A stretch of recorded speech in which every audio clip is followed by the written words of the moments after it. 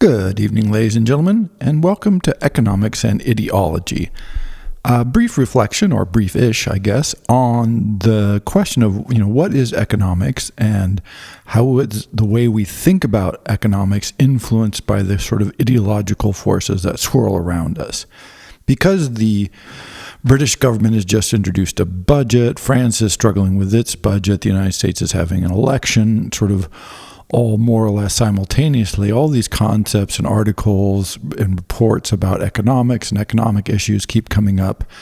And I often find it difficult to read or even pay attention to them because they're so limited or damaged by the way people are using the concepts of economics and deploying certain phrases and statistics, etc., that I just find it incredibly unhelpful. And so I thought it might be useful to have a brief reflection on what is it we mean by economics and ideology and how they're deployed and the big phrases and what it all kind of add up to and sort of pitfalls to look out for.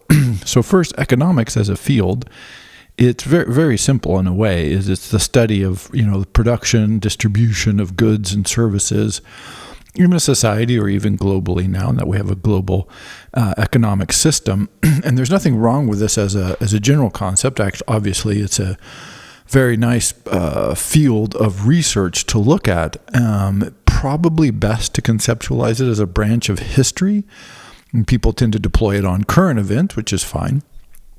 But nonetheless, I think it's a very soft field. And one of the mistakes, as we'll get into in a second, I think is people want to deploy it as a science, which I think is very much a mistake because it's clearly and obviously not in any way a scientific field of research. So the study of the productive distribution of goods and services and capital markets and these sorts of things across a country or region or the world, which is a great and interesting and important field of study. And then ideology. Why ideology? And ideology is sort of the ideas and sort of the cloud of ideas and ideals that structure a particular outlook. And this is usually of a political nature. So if you believe in democracy, then you have the concept that people voting and participating is good. And so you'll have these ideas and ideals and language that sort of cloud around the concept for you, and this shapes the way you think about it.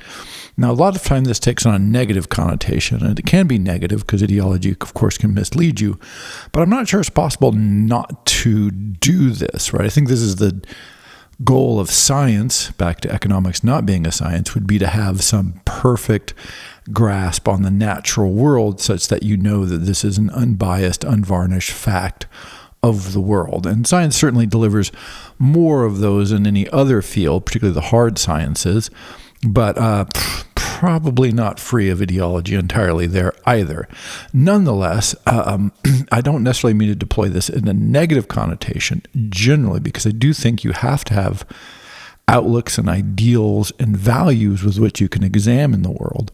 But it's important to keep those in the front of your mind rather than the back. And how ideology also often misleads us is that it sinks to the back of our minds and we are not aware that it's shaping our thoughts and our outlooks.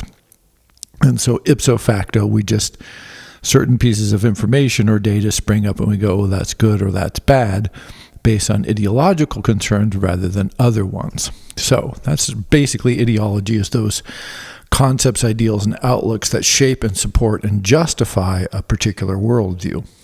Now, economics not being a science. Now, this is one of the tricky businesses because what we encounter a lot is a subfield of economics called econometrics, which is how do you measure things within an economy, which again, there's nothing wrong with this. However, and what happens is it presents you with a bunch of numbers, and we sort of have learned that numbers equal truth, because science works with numbers. Science is a truth field, so then if you have numbers, then it must be true or at least more valid. So we trust quantitative reasoning and thinking more than we trust qualitative thinking and reasoning, even when the qualitative matters and the quantitative is, really not that helpful. And economics falls into this trap basically a lot of the time. I mean, wow, is it extraordinary? So I'll just give you one or two examples here. I think that will help you understand what I mean by this. And so, again, it's nothing wrong with trying to measure things, but it's important to note that what's being measured is itself a creation. So when you're trying to figure out what you're measuring and what the number represents, it's representing something that's been selected from a subset of some sort of national or regional or global ongoing history to be selected out and then defined. Okay, let's go look at those definitions, and then a number is attached to it. So if you look at something like inflation, which is one of those tricky things. So in theory, this is good, and it is important to know inflation, right? So there's nothing wrong with the concept inflation, which is to say, how much has the price of goods changed over time? Inflation being when they go up, deflation when they go down. Now, what I find is hilarious is economists are generally total in agreement that too much inflation is bad, too much deflation is terrible. And so what we really want, apparently, is prices to just stay the same all the time, right? Which nothing in history is clearer than you're going to be frustrated in that desire. So one is that the notion of both what you're measuring, and then almost invariably it comes with a pretty strong value judgment that comes along with the number, which of course is not what you're supposed to do in science, but that's all right. We're doing economics, which again, not a science. So back to inflation. So if something 5 years ago cost $10 and today it costs $15, wow, that's quite the price increase. And, for basic necessities, that can be destabilizing your society. Some historians point to the cost of grain as being a significant contributor to the French Revolution.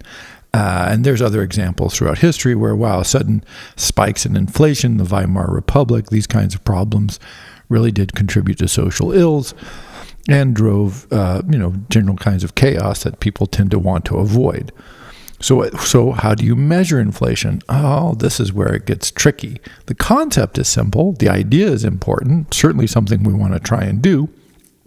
But so what you have to do is you can't check all the prices for everything in a society and adjust them over time and then go here, because that would be virtually impossible. Who knows? Maybe with technology at some point we'll be able to do that, but so far not that helpful. And even then it wouldn't be that helpful. So what economists have done is they've selected a bag of goods.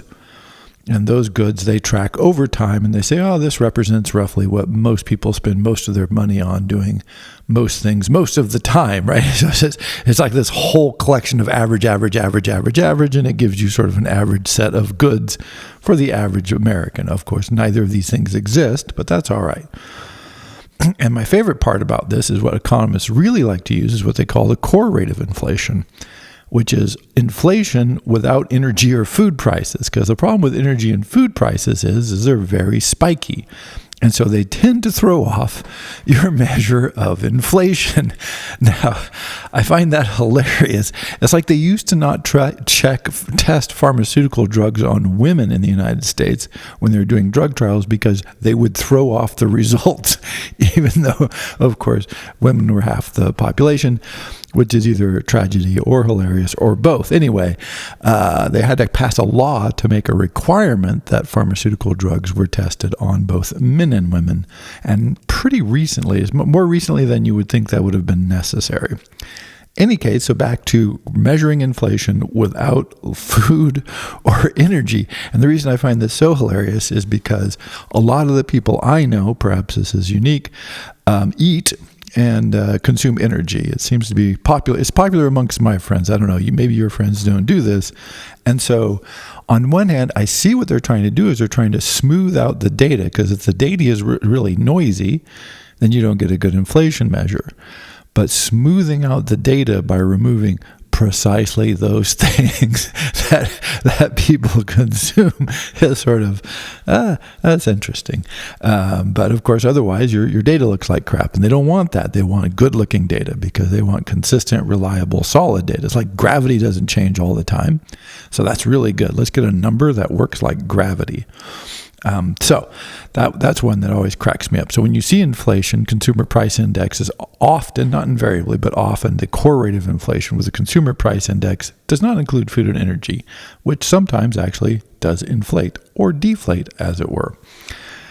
Another aspect of this in the early 2000s, even to today, the price of housing was going up dramatically. Oh my gosh, housing, super expensive. If you're in the United States or in major cities all around the world, actually, this is not just a U.S. phenomenon, it's a global phenomenon. You may have noticed the skyrocketing cost of housing.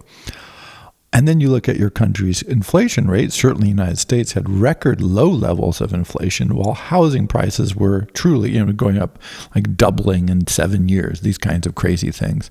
And you think, how is it that you can have really low inflation and the cost of housing going through the roof? Well, it turns out this is an artifact of how inflation is calculated.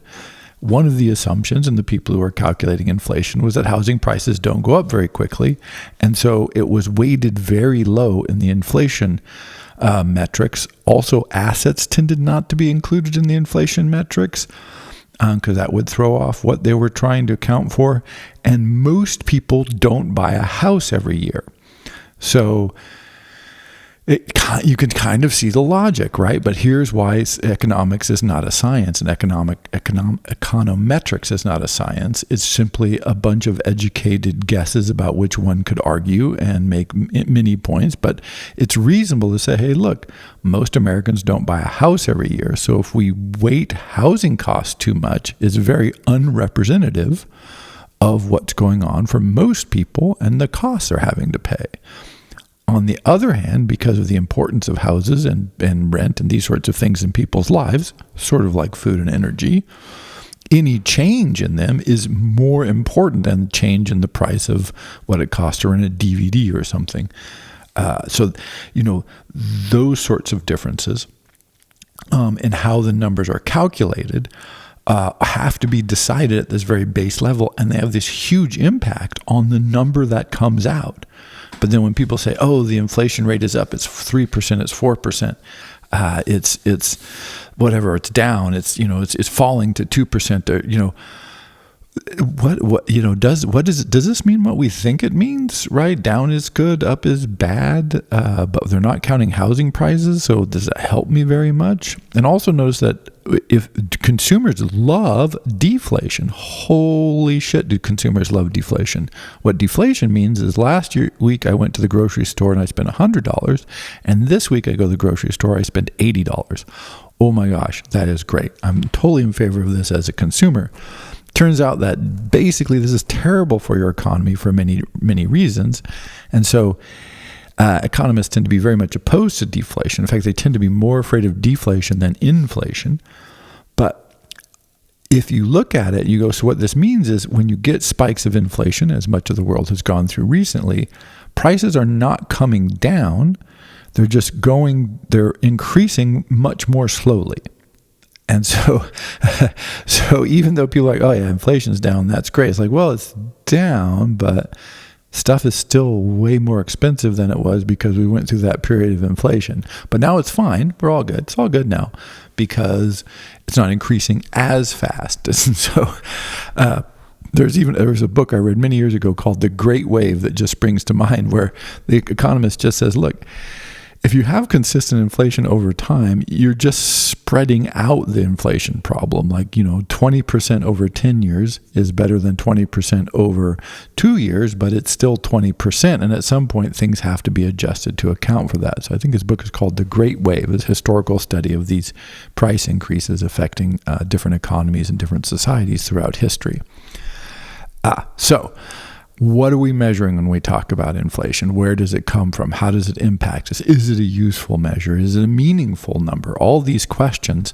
See, this just doesn't boil down to any sort of root absolute. It's just a decision that some economists made and have been arguing about for years, and is generally adjusted. And the reasons for the way things are counted are not necessarily what you would think intuitively, et cetera, et cetera. So Economics is like history or sociology or finger painting. It is not a science. And so keep that in mind. And so these numbers can be very misleading. A second example of that, so the first one was inflation, was GDP, which is just hilarious because they often use GDP as your measure of, oh, your country's doing great if your GDP is big. And if your GDP is shrinking, then this is bad. And there's not, again, this is not crazy. I'm not saying that economics are crazy. It's just that this can be very misleading. So when Russia invaded the Ukraine and all these sanctions were put on the economy and so on and so forth, people were like, oh, well, its economy is going to collapse. And then there were these reports and news articles that said, oh, no, it's doing great. Look at its GDP. And you go, right. Now, hold on a second here. And then people were actually making this argument. And it's one, where are they getting the GDP statistics on Russia? Well, it turns out they are getting them from the Russian government. So let us say this may not be the best source for data. So we'll just say that's a number that we might want to be suspicious of. And two, let's assume they were telling the truth and their GDP, which is gross domestic product, which is the sum of all goods and services produced in your economy, really was booming. Well, it was booming because a lot of people were being put to work in factories to make a lot of weapons. B, lots of their infrastructure was being cut off and destroyed, which means they had to do massive construction to rebuild it and to translate all of the services and goods that they could no longer import. They had to produce domestically. And so it was this massive and very rapid investment in trying to scale up all kinds of industries. So this is theoretically, quote unquote, good for your economy. Unemployment's going to fall, of course, because you're going to ship a bunch of people to the front lines and they're going to be killed.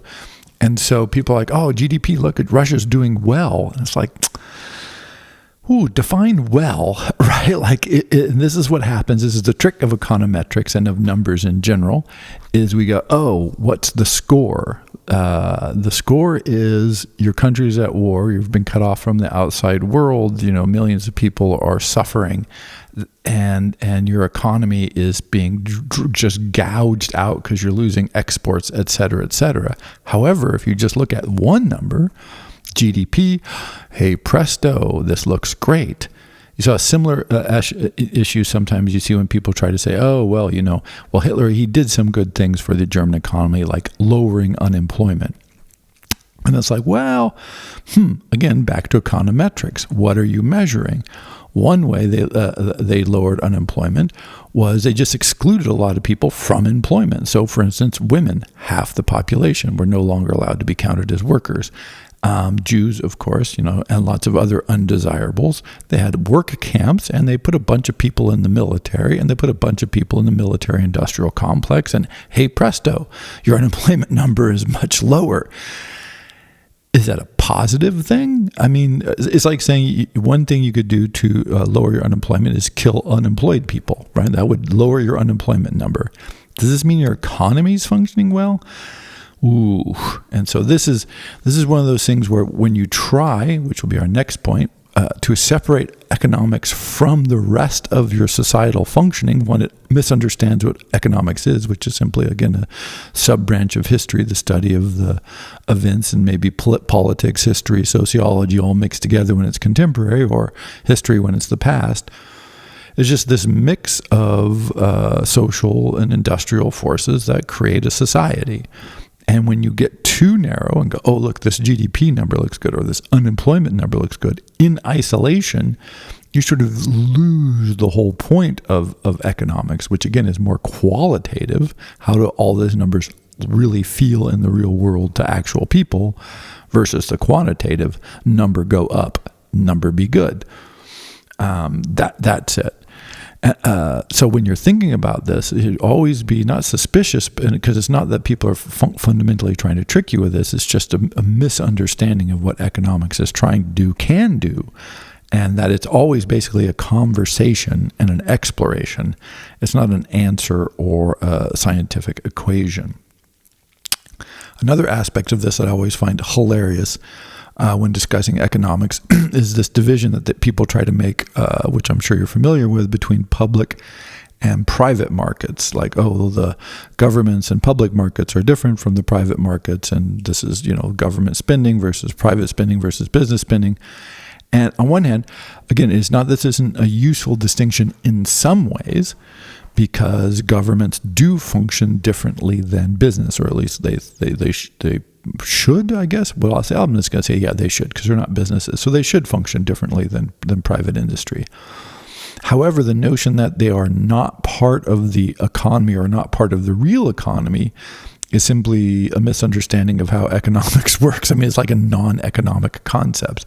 For just the U.S. government spent about $6.2 trillion in 2023, or 22% of GDP. There's a great GDP number for you, which means, yeah, a lot of the U.S. economy was U.S. government spending. That was federal government spending, by the way.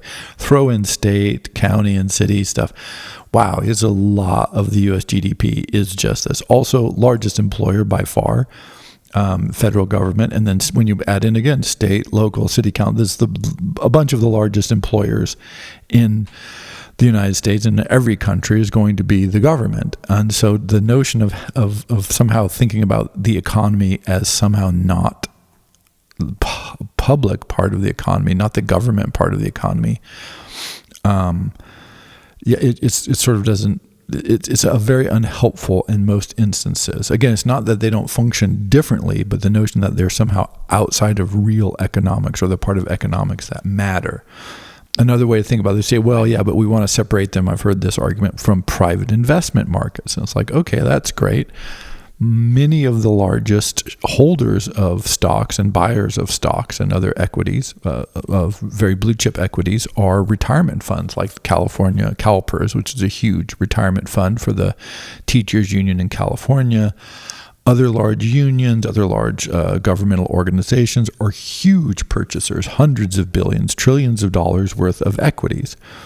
So the impact on price in the market of all of these government agencies just said, hey, we're no longer going to buy equities because, hey, that's private and we're public, so the public shouldn't have anything to do with private, would be pretty impressive.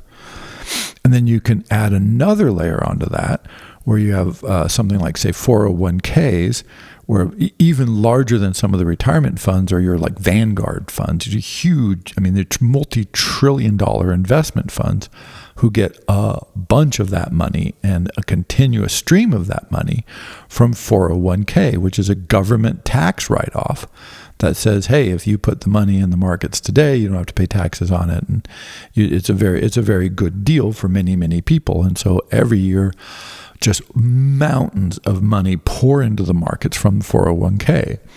If tomorrow the federal government said, you know what, forget that. We're going to actually double tax that. You're going to pay taxes twice on that. And we're no longer going to have any federal or state agencies cannot invest in the equities market, stock market. There would be an absolute rout on the stock market. It would just be, I think this would be a terrible idea, by the way, because that would be bad. But so again, the notion that they aren't like super important actors in private, quote unquote, private markets. Again, this is why this whole private public thing is generally a very specious distinction. Not always, but again, generally the way it's deployed, it makes very little sense. So the government is involved in the economy at every level, and the private market is involved at every level, right? So it's not this kind of useful distinction.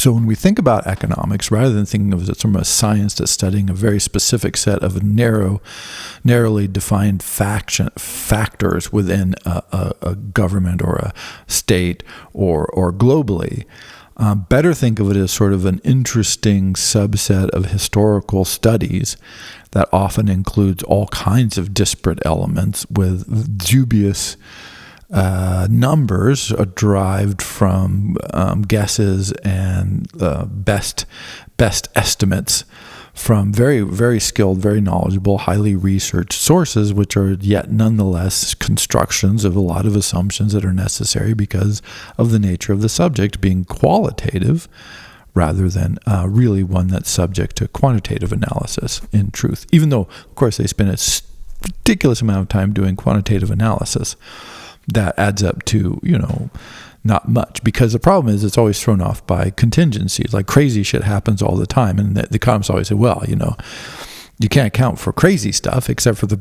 point of history. If history has a point, which of course it probably doesn't, the point of history is that, crazy shit's going to happen. It's just So just plan on that. Whatever it is, who knows, but it's going to be crazy and it's going to keep happening. So having a quote unquote science that can account for crazy shit is to say, you're really just in a qualitative historical kind of world, not in a scientific one. Another aspect of this, and this is where we get to the ideological component of this, is wrapped around these sorts of problems and limitations of economic thinking come these ideological concepts which people deploy as a way of sort of understanding, interpreting, repeating, presenting, and arguing about what's happening within the whatever economic studies or research or arguments or articles that one sees.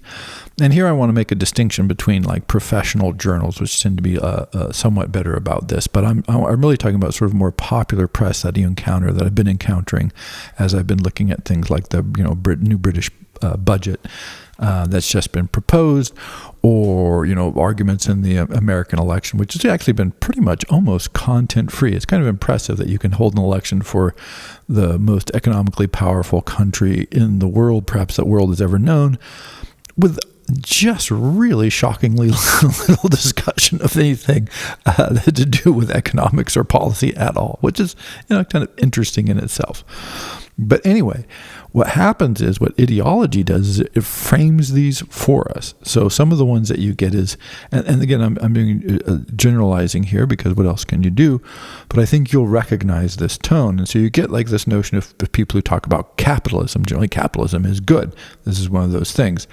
Capitalism is a perfect, simplish idea, which is the private ownership of the means of production, distribution, exchange, et cetera, et cetera. So this is the emphasis that individuals and groups can own factories and farms and stores and trucking firms and all these kinds of things. That these can be individually owned, and so that's a good way to run an economy.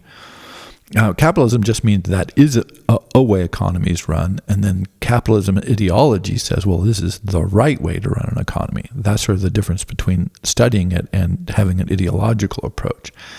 One of the things I find interesting about people who sort of pro-capital or pro-capitalist is they associate capitalism with wealth.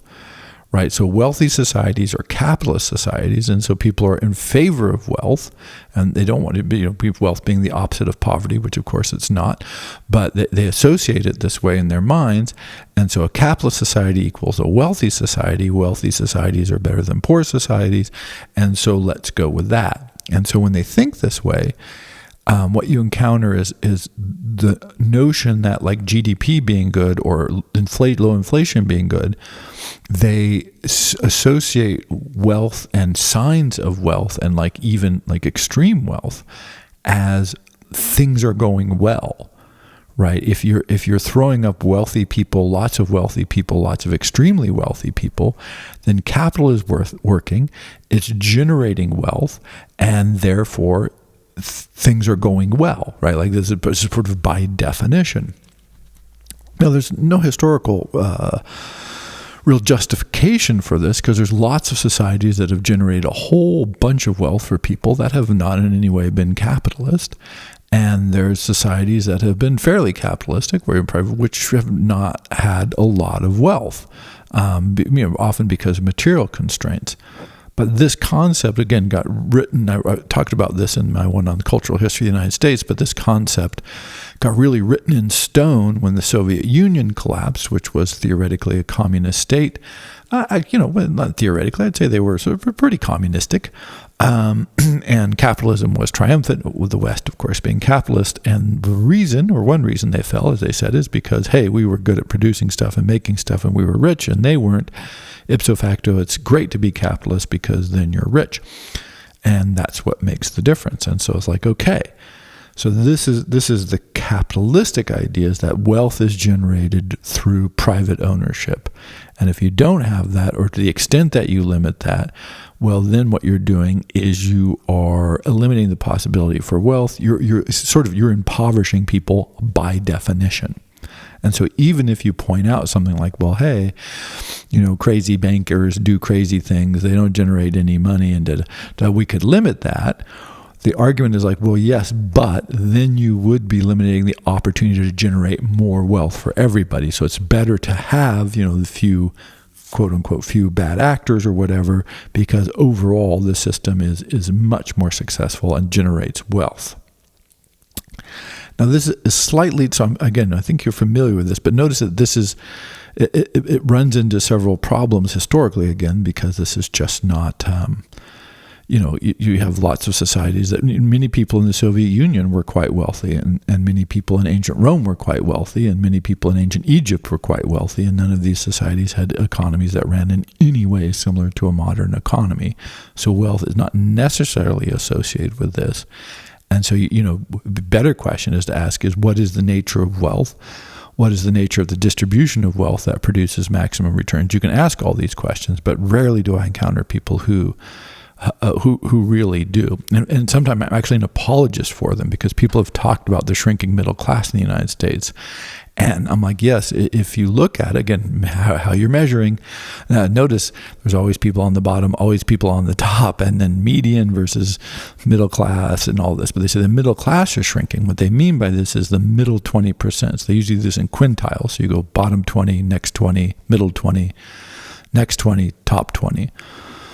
But for, now I should have checked this before the lecture, but it's been something like 3-to-1, so that for every person who fell out of the middle 20%, 3 people moved into the next 20%. And you're like, huh. Now, I'm completely suspicious of how this is measured, by the way, but I'm just going to take it at face value. But if you do count that, you could make the argument that, hey, a society that produces 3 pretty wealthy people for every one that falls down into the not terribly poor, even though you are shrinking the middle, it is pulling people out of the middle. I mean, is that a trade-off you could get behind? I mean, maybe you could get behind that trade-off. But this is generally not how this is discussed, even though I think it would at least make for interesting and plausible conversations about how you think wealth should and could be distributed within a capitalist society.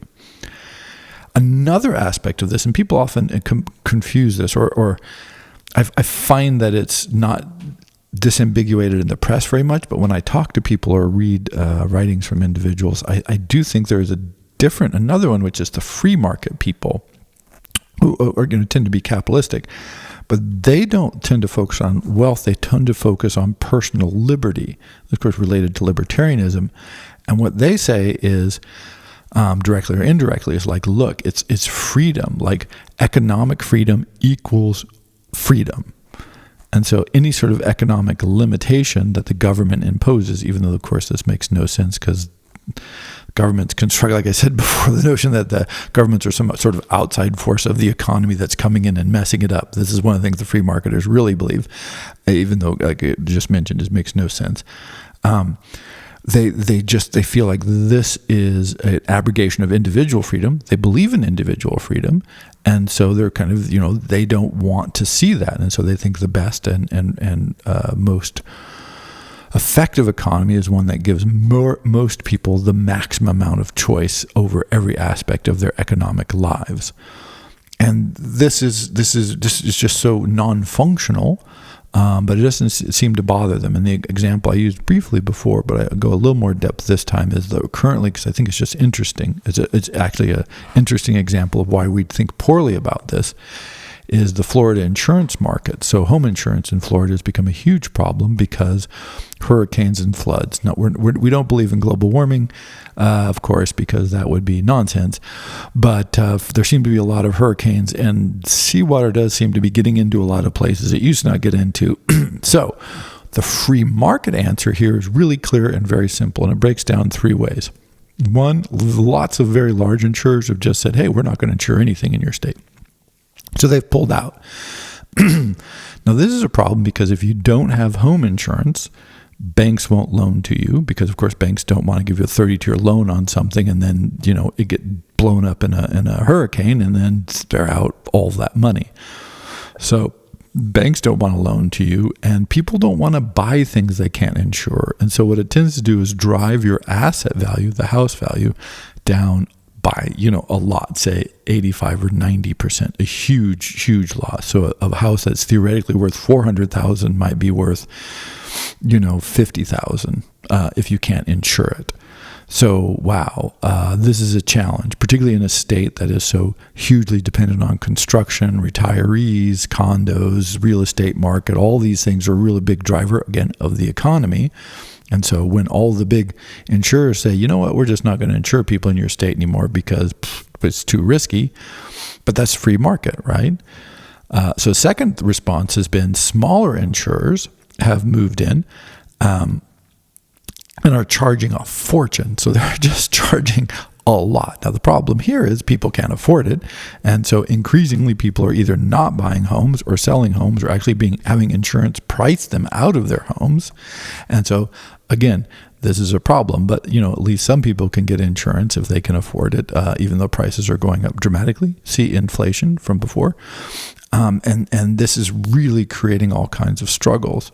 Third, and the one that I really like as far as the free market response is, other small insurers have moved in, and what they do is they collect lots and lots of insurance. They tend to be lower cost insurance people, but then they just go bankrupt anytime there's a storm or people make claims against them. And so pretty much more insurance companies have gone bankrupt in Florida than the rest of the country combined, which is impressive because it's a business model, right? The free market says, well, here's an opportunity. If you start an insurance company and collect a lot of insurance fees, and then when the storm hits, you just go bankrupt. Yeah, that works. Okay, that's great. Now, the problem is this doesn't work, again, for your economy. If you're actually trying to have people be employed in the building section, people want to live in Florida, want houses that they can insure, right? All of this qualitative stuff, the free market starts to look a bit dubious. And so the government has tried to start what turns out to be unfortunate, as far as the government is concerned, an unfortunately popular alternative insurance program that they're always trying to throw people off of because it would be bankrupt if there was a big storm, which there always is because it's Florida, but not because of global warming, of course.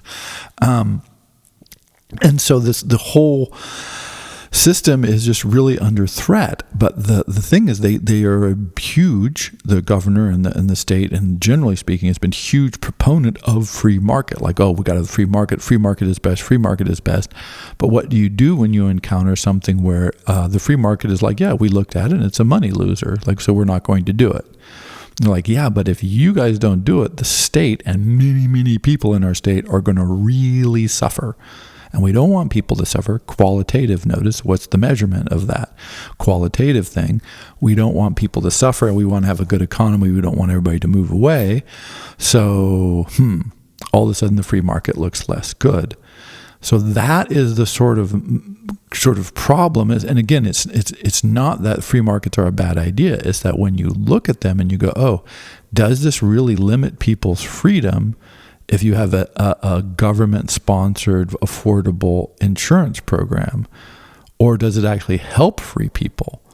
And the free market people are like, nope, you should just do the free market thing. And there's your choices. That's what's happening. You can either have no insurance, super expensive insurance, or you can have insurance that actually doesn't insure anything because the companies just don't ever pay out. And I think for most people, that is not a really good free market response. Although you can see why this is what the insurance companies want to do, because otherwise they're just going to lose money. So, this is very tricky. And so when people talk about free market, they really tend to focus on this notion of individual liberty rather than things like, well, I'd like to be free to have a house in Florida. Would that, if I want to do that, which people do apparently, but you can't if the system is continue. If this problem continues to exacerbate, it just pretty much won't be possible. And so then you get to something like socialism, which people talk about. And one of the interesting things I find about when people talk about socialism is they tend to be a lot about opposing rich people, right? Like almost immediately in articles I've read and people I've talked to that, socialism, and then the next thing is like, we got to take all that money from the rich people. We got to tax the rich people. And it's like so socialism, sort of roughly speaking, a midpoint with socialism, capitalism, socialism, communism is the public ownership of the means of production, distribution, and exchange. That's socialism, mixed, but again, that's the general concept. Whereas capitalism is the private ownership of that. Socialism is the public ownership of this. The difference between socialism and communism is in socialism, you can still have private property. So in fact, you can still have wealth. You can have asset wealth in socialism. So these are not mutually exclusive. But a lot of socialist rhetoric is about rich people, which I always find fascinating because in theory, you would think, or at least I would have thought naively, that you would be like, hey, let's do something about poverty. And then they go, oh, yeah. Well, poverty is caused by rich people. And it's like, is it a zero-sum game? Like this is what you want, this is where this is why ideology just fills in that gap. And it's like, well, yeah, if we just take everything from the rich people, ipso facto, that'll solve the problems of the poor people. Once again, if you look at economics as a branch of history, and you look at history, you see, well, there are many cases in history where not all, but much of the wealth of lots of wealthy people has been taken by other people or civil wars or outside forces. And a lot of times this doesn't help the poor in the least. And in fact, I would say as a rule of history, it's likely just not going to help the poor. So there's a lot of steps that have to happen before you get around to actually helping the poor, and poof, those steps generally don't happen. So this is not to blame socialism, by the way, as a concept. It's just to say that this general socialistic dislike of wealth or suspicion of wealth has this ideological component that kind of blurs out that, like, hey, it would take, you can help poor people without taking money from the wealthy. This doesn't mean that taxing the wealthy is a bad idea. It's just to say, like, this attack on this instant, like, knee-jerk ideological concept of that the reason people are poor is because other people are rich has very limited, if any, credibility. But it does make things easy, which is one of the functions of ideological thinking.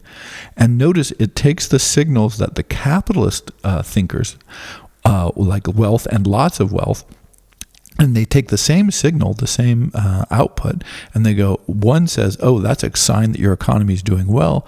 And the socialists say, no, that's a sign your economy is doing poorly because they're taking that money from someone, right? The notion that economies grow and that asset valuations and investment returns and all these kinds of things don't actually take money from someone necessarily. Now, they can. I'm not saying they don't. I'm just saying they don't necessarily do that. Again, this gets too crazy. But one of the statistics I like from the United States, again, economic history statistics. So, your mileage may vary, but roughly from 1965 to roughly today, the poverty rate in the United States in 1965 was about 17%. Again, how they score poverty has changed. How you might want to score poverty, get all those questions there. But okay, you track through. Probably about the lowest was about 11%, and today it's about 13%. So the poverty rate in the United States has been fairly stable-ish for a fairly long time. The Great Societies program, the Civil Rights Movement, did have a significant impact. But roughly around the mid-60s, things kind of stabilized. And we've had capital gains and high income tax of 90%. By the way, the United States used to have a 90% top income tax rate. We've had Republican administrations, we've had Reaganomics, we've had all kinds of stimulus packages, we've had welfare reform, we've had welfare investment, we've had Democratic governments, we've had, and for, what are we going on now, 60 years, give or take, that number hasn't changed very much. And one of the things that tells me is either it's the way it's being figured is just hopeless and keeps changing to adjusting circumstances. So it could be a useless number, and that might be an argument you could make. I think probably more telling is in the U.S., I don't know about other countries that well, we just don't care about the poor, right? Like we really functionally, neither party just doesn't care that much. We care about the middle class. We care about the wealthy. We maybe care about the lower middle class somewhat occasionally. But, the poor, well, come on now. We just really don't want, neither party wants to spend a lot of time thinking about that. It just doesn't seem that politically helpful. Doesn't seem to be something that we feel is going to make our economy very much stronger. They don't say like, oh yeah, I've never read an article that said, if we can decrease the poverty rate by 4%, it would have this huge impact on our GDP, and wouldn't that be spectacular? Let's get working on that poverty rate. Right? This is not a debate I've heard in any mainstream American media of note. So curious, even the socialists, right? Even the people who be like, I'm socialist, right? Their rhetoric tends to focus, interestingly, on the same people that like the capitalists and to a certain extent the free market people do. I always find that quite interesting. Like, oh, you really are focused on the same things, but you have sort of two very different takes on that. And to that extent, the free market people, I think, and sometimes are more interesting because they do have that kind of liberty streak, kind of libertarian light, financial libertarianism, as it were, where they do see themselves as an extension often of kind of traditional, like, hey, Enlightenment, individual, libertarian reforms, right? Let's just keep those going. And finally, to wrap it up, is one of the common mistakes I think is also ideological is the notion that the financial markets are the economy almost. And this is I think a product of big numbers. So financial markets have big numbers and lots of money, and money is important, and money is the economy. Money is not the economy, but money is the economy. We know this. And so lots of attention gets focused on things because they seem really important. But it's important to note that the financial markets are not the economy. It's probably best, or not best, I say one really helpful way, I think, is to think of the financial markets as simply you're at a horse race, and the financial markets are where you bet on the horse race. They are not the horse race. They don't make the horses go.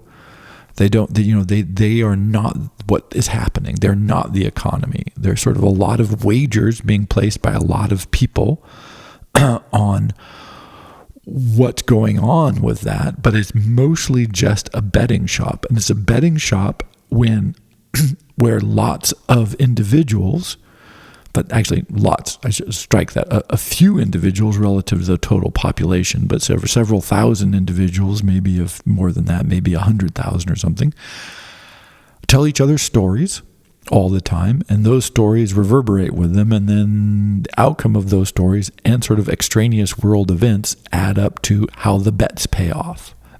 It is not grounded very well at all in financial reality, quote unquote reality as we would understand it, which always throws people off. So I think Tesla right now is worth more on the markets than the sum total of all the other car companies in the world, which makes no sense at all because they don't sell that many cars, and there's no reason to suspect they're going to sell that many cars in the future. But people are making other sorts of bets. One of the best kinds of bets to make is you're not betting on how you think Tesla is doing. You're betting on how you think other people think Tesla is going to do, right? Which is a very, very different sort of wager. But it's important to note that the financial markets also aren't this bizarre modern invention that's a cancerous growth. I mean, it can't be a cancerous growth, but cancer tends to have a long history, as had the financial markets. Like they seem to spring into existence spontaneously through the magic of human ingenuity anytime you have large economic activity or even small economic activity. But for instance, the Dutch, you had this world-spanning trade system, and sort of many of the modern examples of how stock markets and such work kind of grew out of Dutch shipping experience and trading experience. But here's what happens. It's very simple. It's not even complicated, because this intuitively, although be suspicious of intuitive times, but in this case, it's not that hard to understand. It's like, okay, you want to send a ship halfway around the world. You don't have maps, by the way. It's incredibly expensive and super risky. So you go, okay, I can't afford it, even if I'm rich, to send a ship. I want to, because I think the returns might be there, but I can't afford it on my own. So I'm going to get 10 people together, or 20 or 50 or 100 or one. It doesn't matter. It's just, we're going to get a group of people, say 10, and we're each going to subscribe to some shares. So we're going to say there's 1,000 shares in the ship, and that gives you, every share gives you, 1/1000th of the return on the investment if the ship ever comes back. And so people go, yeah, great, count me in. I want to buy 100 shares. So I put in my money and I get 100 shares. Great. Ship sails off. Well, those ships would be gone for years. I mean, sometimes they would get messages back, hey, we're still alive. That's great. things are happening. And I go, wow. I'm going to get married, and I'm going to need some money for the wedding, and the wife wants a new house. I'm going to do this thing fancy. Ooh, I'm a little short on cash, but I've got these 100 shares. Maybe I'll sell 50 of them. I wonder if somebody would buy 50 shares that I have of my 100, so I can get some cash now. I still want to save some of it, because I think that ship could come in, and then that would be great. But I think I'll sell that. And so, okay, all of a sudden, now you have shares, right? Now we have a stock market. Congratulations, you just invented the stock market. There's examples of this in ancient Greece. Ancient Rome had all of this. They had futures market. They just seem to spontaneously appear whenever you get this, because they fill a need, right? These markets are not these bizarre, unimaginable, like I said, cancerous growths as they're sometimes presented, but they also, again, they are not the economy. They might help the economy grow. They might help generate investment capital. They have all kinds of impacts and influences, but they're just a small part of the overall function, and they are often a necessary part, and is made up largely of people telling stories to each other. And so it's this misrepresented as the driving engine or these kinds of things. It is not in that sense. But again, highly important and vital, but not the thing. Although that's generally how it's reported and presented.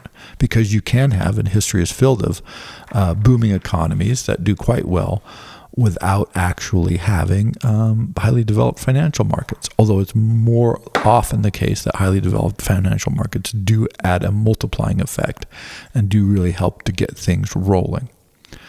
So, as we're inundated with economic ideas and terms like, capitalism and free markets and socialism and, taxes and inflation and GDP and all this continuously, and there's this field of economics that produces all these studies that make a lot of sense and make arguments and people make decisions based on them, I thought it might be helpful to just do this reflection and to try and keep us and remind us that it's not a science. It is a field of exploration and inquiry and insight.